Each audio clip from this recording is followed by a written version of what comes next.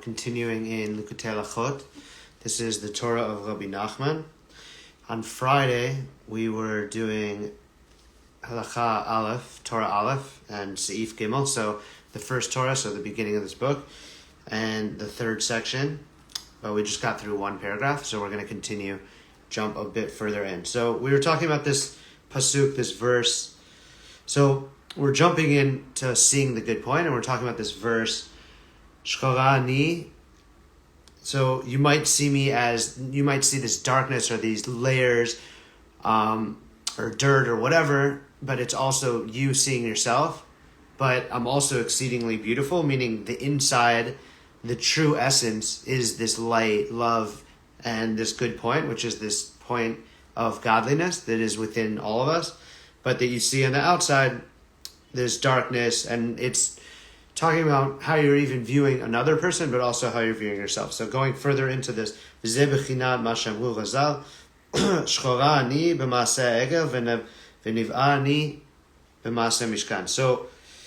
it's saying that you're looking at this darkness and this disconnect and this blackness, or whatever you want to call it, through the lens of this falling in the sin of the golden calf that happened when they miscalculated or saw that Moses wasn't coming down from the mountain, and so they put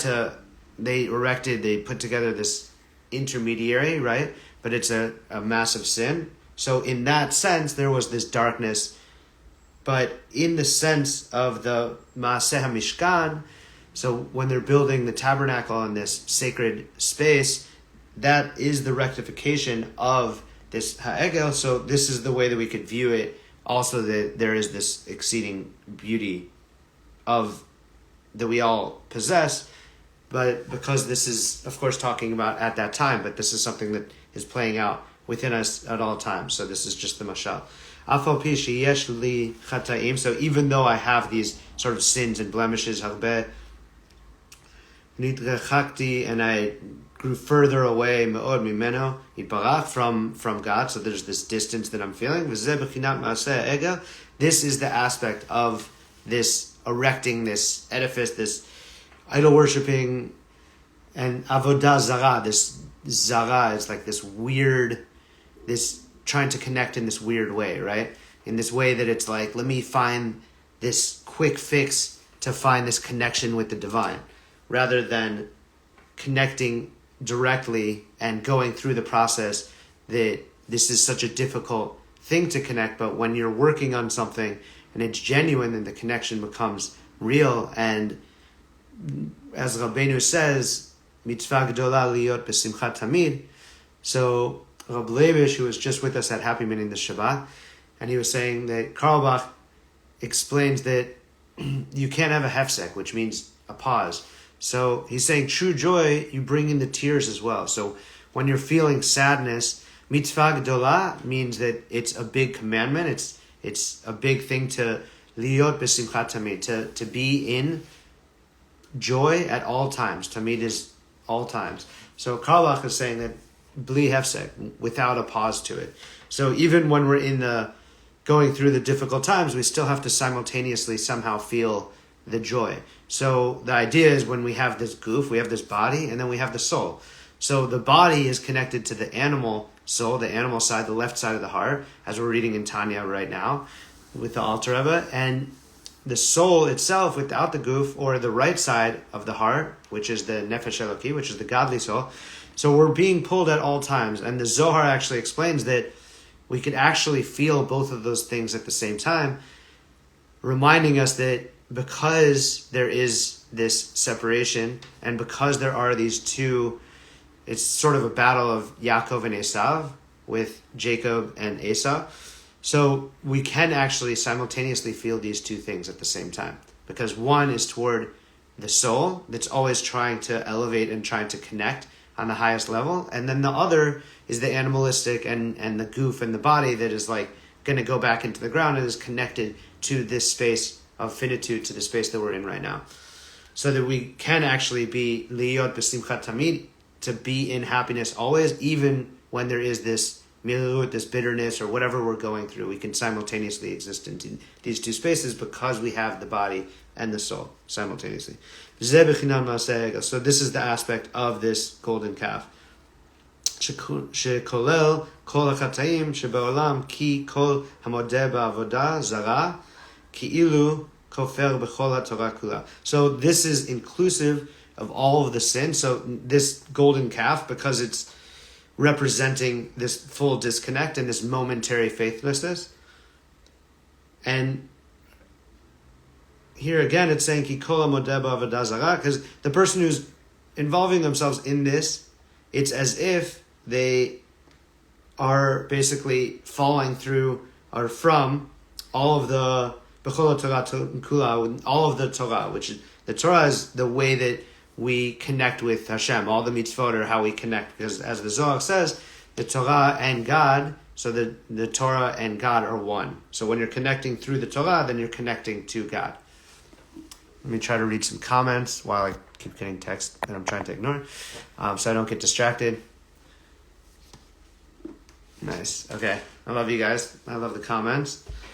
Okay, so Afal Pikan, so even though Vinaveh, so this is this aspect of this beauty, Ani B'Maaseh Mishkan, in this aspect of erecting this, well, not erect, like basically when we're thinking about the Mishkan, it's this tabernacle, but when we read about it, V'Shachanti B'Tocham, when we're thinking about the indwelling of the divine feminine, coming into the sacred sanctuary, and the plurality of that when it's written in the Pasuk, that the Shla, and in the tradition of the Chabad Chassidus, they're saying that God is saying that I will dwell amongst them. So it's this sacred sanctuary that we're supposed to build within ourselves, but it might be one singular thing, but it's that we're all doing it and that God is dwelling amongst all of us. So we're creating this sanctuary for God to dwell amongst ourselves.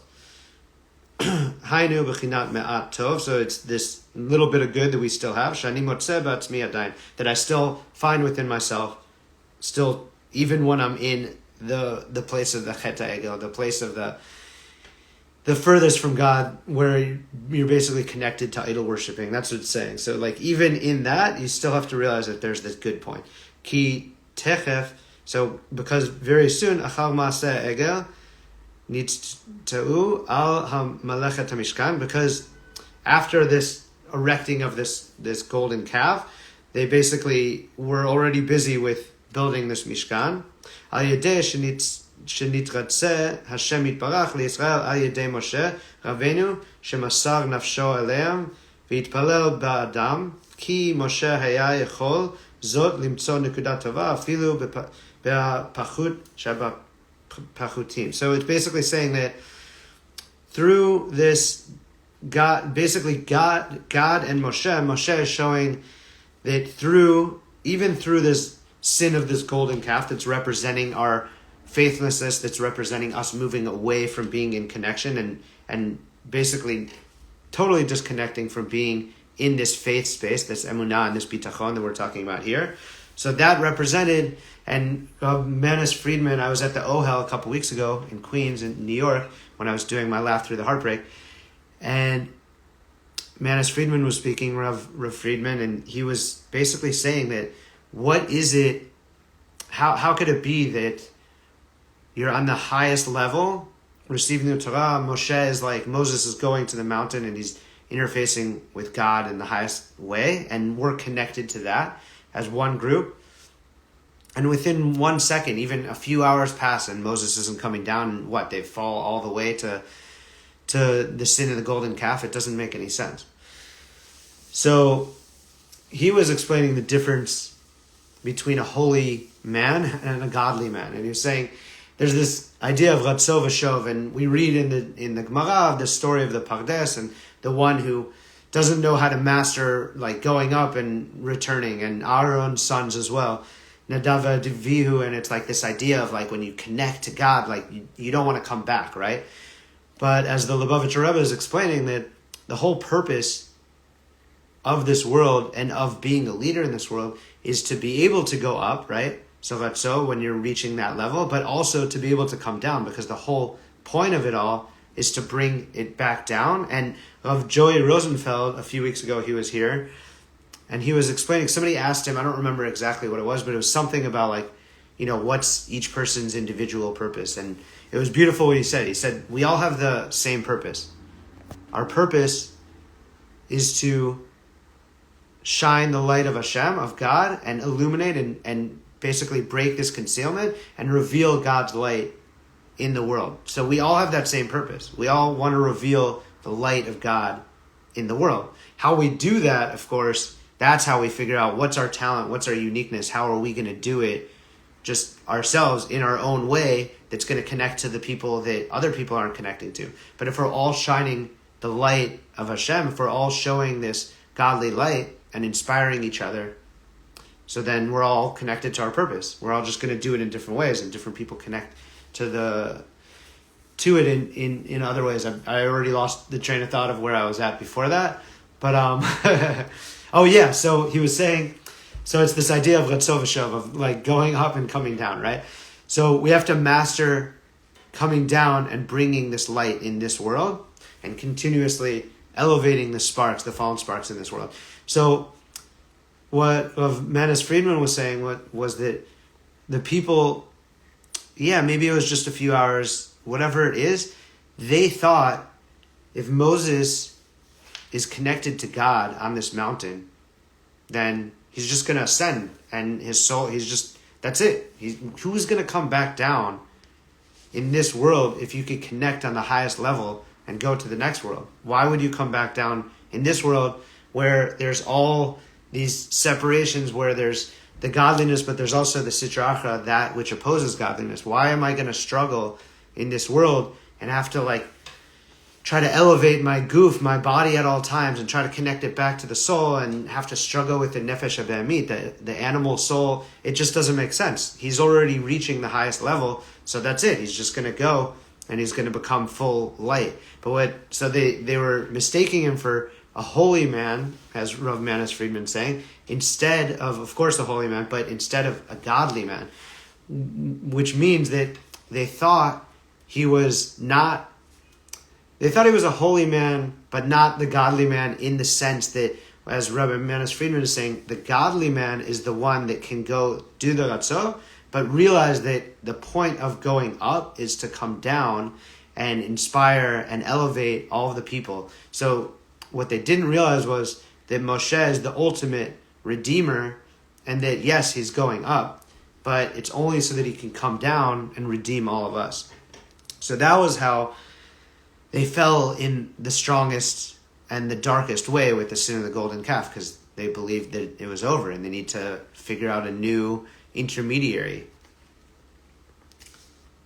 So here, Rabbeinu is bringing in Moshe as this ultimate redeemer, that he could find the nekudat tova, that he could find the good point in every single person, afilu, even in the smallest of the small, or the ones that are the furthest away, that some other people view them as beyond saving or beyond good.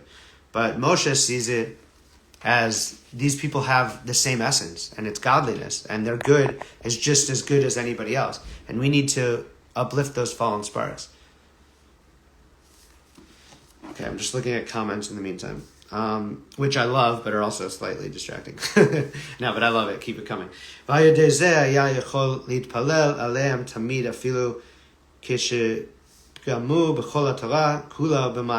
So this is, and through this, basically, Moses, judging favorably and seeing that godly spark that we're also talking about in Tanya right now. We did chapter 31, which is mind-blowing, and actually, when I was reading it, I'm like, oh my God, this is the Lost Princess. The Rebbe Nachman story, the Lost Princess, is completely connected to the Tanya of talking about the Shekhinah, of the indwelling of the Divine Feminine, and that when we're doing exactly this basically this Chet HaEgel, and as it's explained here, that afilu, that blemished the whole Torah b'maaseh egel, through this process of the golden calf. So then you're basically exiling the Shekhinah, the Divine Feminine, this divine presence. And this is the story of the Lost Princess. And then through Tanya and through the story of Rabbeinu, through the Lost Princess, it's how do we bring it back? That it was never lost, that we could always bring it back. Ki afal piken matzah behem nekudat tova, because even in this instance that Rabbeinu is spelling out that the whole Torah was, that they blemished the whole Torah through this act of this golden calf. But even though, still Moshe was able to find the Nekudat Tova, was able to find this godliness, that the essence of each person, that is this godliness, this godly spark, this Nefesh Elokit, this light that is within them. So even when Shchorani, talking about the Pasuk, that it's full blackness, full dirt, full covering, full concealment, that the essence is still there. And the truth, here we're bringing in the Pasuk, I think we ended the last one, that it was like, you view me as this darkness, as the things that are covering my essence, but the essence is that I'm exceedingly beautiful, that the ikar and the essence is the light. So you're looking at the chitzoniut, the outside, but that is just the koach hamedameh. That's just the power of the imagination. And of course, we're talking about here that this is how we're viewing it, and we need to go past this and see the true nature of ourselves and the true essence of ourselves. So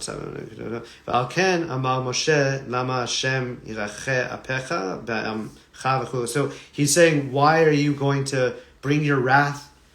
Moses is saying to God, why are you going to bring your wrath if this is the situation? If the truth is that there is that nekudat tova, there is this godly spark and this goodness within each person. So because Moses was able to see the goodliness and the godliness within each person, he was able to push hara, the bad, legamre, fully out. So all of the bad that we see, we're able to push and realize that it's just this imagination, or just this manifestation of this disconnect that we have, but we can overcome that within a second, just like light in the darkness. So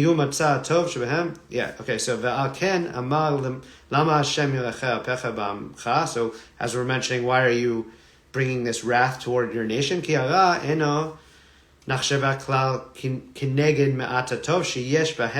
So because he's asking, why would you bring wrath to your nation if the bad and the disconnect and all of these things, it's basically nothing, and it can be pushed fully away by virtue of the goodness that we can find within. Sorry, I'm just trying to find the line of where I just read. It's a lot of Hebrew. But yeah, Keneged Ma'atatov Sheyesh Behem. So this little bit of good, but it's massive, but we feel that it's a little bit, is within them still. V'Hashem Yitbarach Nidratza Lo V'Yinachem Al Hara. So he basically saw that God judged favorably, and he saw the goodness, and we're basically moving away the ra, moving away the bad that we see. Va'az limed Hashem Yitbarach leMoshe seder tefillah. So this is when that God teaches Moshe, and we're going to talk about this. Maybe we spoke about it a little in Chet. We talk about it a lot. That there's this idea of the ketoret. Well, first the korban, bringing in this element, the sacrifice of this. The element of the behimut, the nefesh habehamit, the animalistic nature, the animal within ourselves, and sacrificing that and getting rid of that and realizing that we can overcome that through our nefesh elokit, through our godly soul. So that's one element. And the seder tefillah, the next is the ketoret, which we could talk about further, which we actually just spoke about in this parasha, which is this idea of this 11 spices, this ketoret. And 10 of them mirror the koma, which is the Eser Sfirot, the tree of life, the 10 different things that make up both ourselves as a creation, but are a microcosm of the world, and the world in itself that is brought about through the Eser Mamarot, these utterances that God is speaking into the world, creating through these 10 utterances, basically. And the idea of the Ketoret is that it's 11 spices. The 11th is this chelbana, is this galbanum, this foul-smelling odor, right?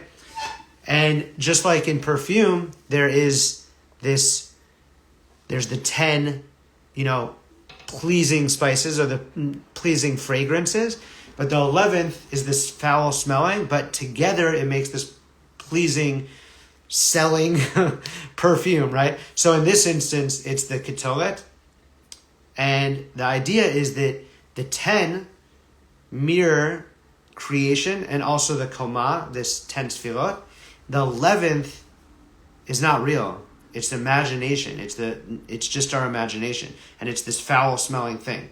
So we bring that in. When we have a minyan, we're saying that we're gathering together and there's 10, but there has to be the Poshei Israel. There has to be the sinners of Israel, which it really means when we're praying ourselves, then we're bringing in this element, this chelbana, this foul smelling element within it. And we're saying, okay, there is this thing that we're seeing ourselves as bad, or we fell in this way, or there's this sort of disconnect, but we're going to bring this in and elevate it. And when we do that, then we have 11, but really it's the 10 in a sense, but we're bringing the 11th, the imagination, the koach hamedama that we're saying. So we're bringing this 11, and it's basically nullified. It's mevatel in the face of all of this, and that's why there's this pleasant smell. So when Rabbeinu is talking about going through the Seder HaTfilah, so he's saying in the order of the prayers, we're going through the Korban, and we're going through the Ketoret, and we're realizing that we can elevate this animalistic nature, and that we could bring in these ideas that we have in our head, and that we can bring that into elevation, and we can elevate them, and we could bring them to the good. So this idea that we're seeing that there's the darkness and the disconnect and the dirt and all that stuff, we're saying that falls away because the inner essence is beauty. All right, let's see where we're at. Okay, so it's basically the ra, the bad goes away. So he's teaching Moshe. That God is teaching Moses the order of the tefillah, of the prayers. V'sedel lefanav shlosh esrei midot shel rachamim. So this last Torah portion that we had just read, Kitisa, is also, we're talking about the Ketoret. So this is actually super on point. And then we're also talking about the 13 attributes of faith that are introduced. So in this Torah portion, we're learning about, we have the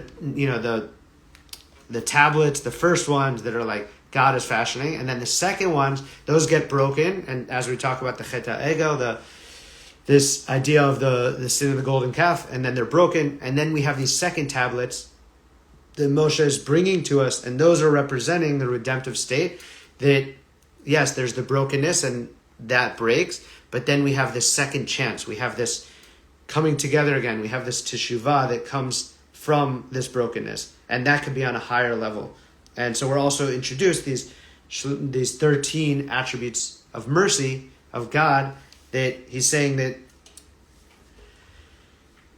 we can always come back, which is kind of the theme of this Torah, but that there's also, we could tap into the unlimited mercy of Hashem. So this is all being introduced in this last parasha, but we happen to be in this right now in the Likutey Halachot.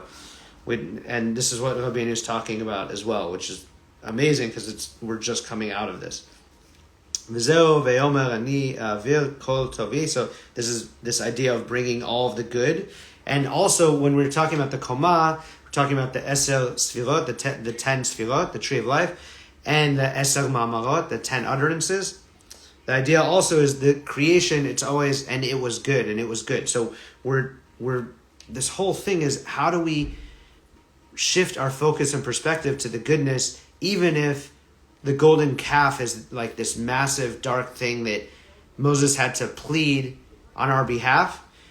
But we did this tikkun, we did this rectification through the Mishkan, and we're able to see that, okay, that was a moment of faithlessness, but it was, and I forgot which rabbi says it, but like, look at the chesed, look at the loving kindness of this nation. When they're asked to give to the golden calf, something that is completely disconnected, they do it. When they're asked to give to the Mishkan, they do it. And the Mishkan, the reason why it's a rectification is because it's brought about through these nikudot tovot, because each person gave with their heart, and whoever was moved to give. It wasn't, you have to give, and this is what you're giving.